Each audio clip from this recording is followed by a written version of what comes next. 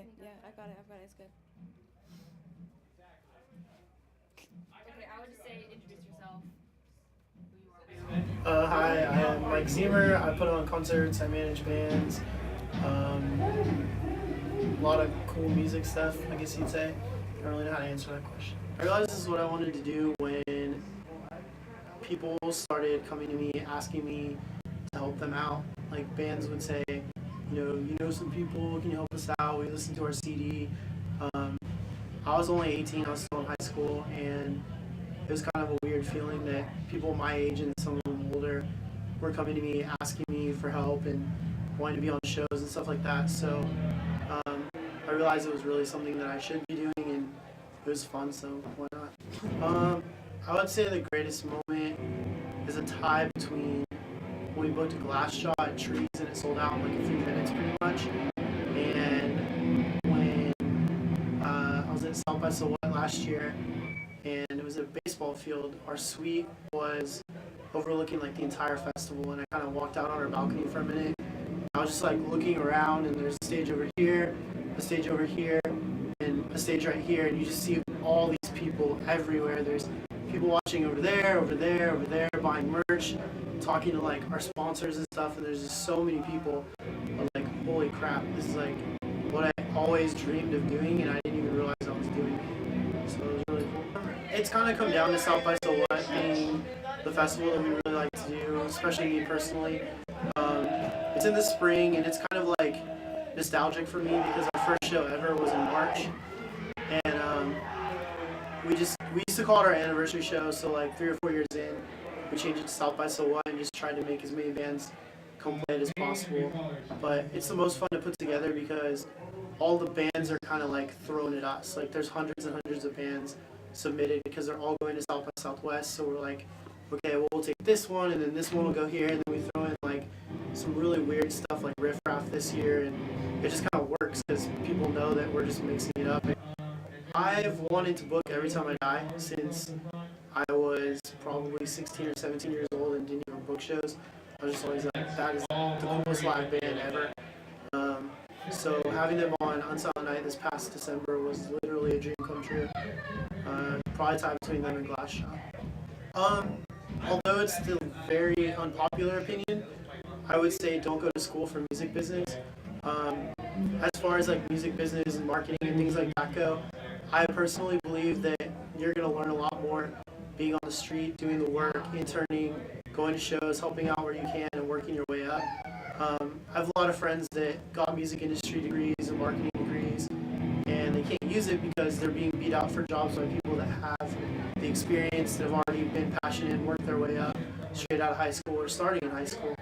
And they've been settling for other jobs that they never intended on having. Whereas people that they're 17, they're in high school, they're emailing us to have an internship. They'll intern with us, they'll go somewhere else, and then they'll start working their way up. I think the best thing you can do is intern for somebody, learn as much as you can, and then find a way to do it your own way. Like if you want to manage and you learn how to manage from somebody, learn from their mistakes and make yourself a better manager. As far as shows, see where promoters have messed up or failed and add your own twist to it. And do what you love, but don't do it by the textbook because you're not going to be able to survive if you're doing exactly what every single person that is taking that class is getting taught.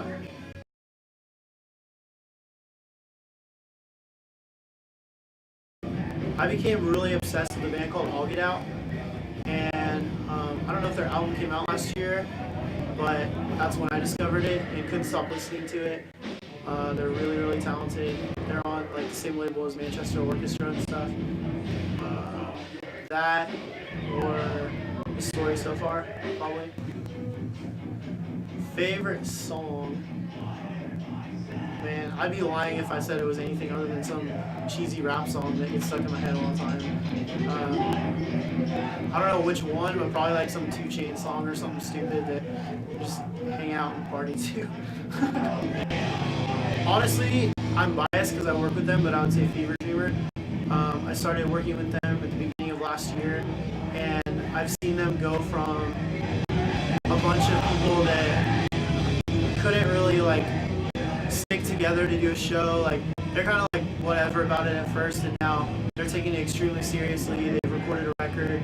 They've played some big shows. They're playing a big festival called Rockin' Roots in California, and like I'm genuinely in love with their music, the people, and the demos that, well, I guess now the finished songs that are going to be released this year. So finding them was probably the highlight of my year, not even just with music, but in general. So tough. I had to do the end of the year with top 10 albums that came out last year, and I had to Google what albums came out because I couldn't remember, and now I can't remember. Trying to think what was on that list. I would say Imagine Dragons, probably. Their record, like, they did it right. They released the EP, they got the hype, and then they made it full length, and it's like all these songs are good. I believe it came out last year. So I was most surprised by the Motionless in White album. I don't really listen to a ton of like heavy bands or like a lot of the bands that we work with. I'll see them live and I'll be really into it, but I don't really just sit around and listen to it. But their record was really good as well. All Get Out is underrated completely, but they're on the Amarillo tour and they were on the Almost tour, so they've started getting a lot of attention, and it's definitely well deserved. They're phenomenal musicians. They're great people. They don't scream like the band you hear in the background, which I also manage. So, Mouth of the South, if you're watching this, I'm sorry, I'm doing an interview right now. Mike Ziemer with 13 Productions, Evolve Management, and a million other things that I try to do. You're watching Living Louder, and it's the best thing in the world.